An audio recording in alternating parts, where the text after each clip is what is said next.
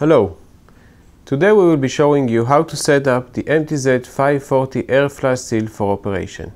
The air flush seal comes with an air flush unit which needs to be adjusted according to your stuffing box pressure. In order to set up the air flush, we need to know what the stuffing box pressure is. The unit helps us to determine what the stuffing box pressure will be. The air unit for the seal has a pressure regulator, a needle valve, and another pressure gauge which will indicate the stuffing box pressure. The air unit has a line going in and a line going out to the seal. When the air unit is connected, having an air line going in and an air line going out to the seal, the first step we need to do is to figure out the stuffing box pressure. In order to do that, we make sure the air regulator and the needle valve are fully closed. Then we slightly open the needle valve and slowly begin to increase the pressure using the regulator. At first, both gauges will increase together up until the point it reaches the stuffing box pressure. From that point on, the pressure regulator gauge will separate from the stuffing box gauge. If we look at the readings now, we see that while the pressure regulator shows almost 40 psi, the stuffing box pressure indicates 20 psi. This 20 psi is the stuffing box pressure. After figuring out the stuffing box pressure, we need to fully close the pressure regulator and the needle valve and open back the air pressure regulator to the maximum pressure the pump can produce in discharge. Then we open the needle valve and regulate the stuffing box pressure gauge to be 7 psi higher than the stuffing box pressure we just found. After doing that, the pump is ready for normal operation. We have two types of air flush units, where the other one is exactly the same as the one we just shown, with the only difference that it has a mass flow meter on it to know how much air is going into the pump. In order to regulate this unit, we need to do the exact same principle as we did in the last unit, when the needle valve on the bottom of the flow meter acts as the needle valve we have shown at the previous unit.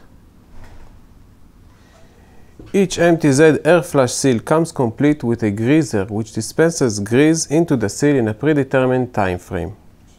I will now be demonstrating how to set up the booster. The electronic grease lubricator comes with a motor pack, a battery pack, and a grease cartridge. First thing that needs to be done is to flip over the motor pack and give 1/8 of a turn to the piston. Then we need to take the grease cartridge, connect it to the motor pack, and when we screw it, we will see some grease coming out, just like now.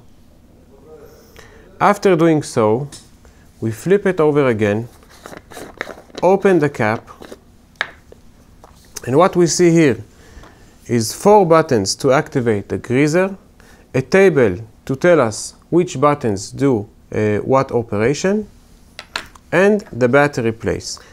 First thing we will do is to make a test for the gryzor to make sure it works, and in order to do that, we go to see what the indication needs to be for test 2. All on means we take all buttons down, and put the battery pack in its place. We will see the green light begins to flash, and here the motor starts to progress. It will happen in just a moment, and then we will see some grease coming out.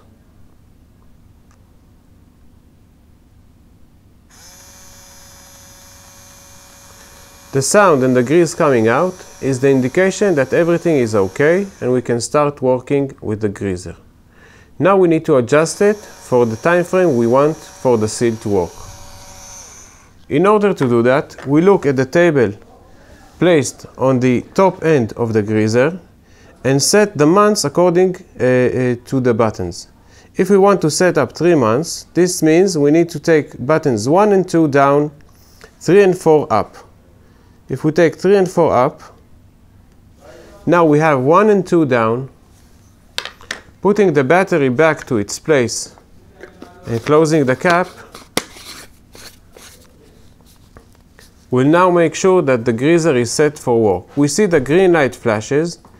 It will flash at the beginning, and then the flashes will become in longer time frames, one between the other. Now the gryzor is set for proper working, and we can connect it to the seal. After adjusting the time frame we want for the gryzor to work, we can now connect it to the seal for regular operation.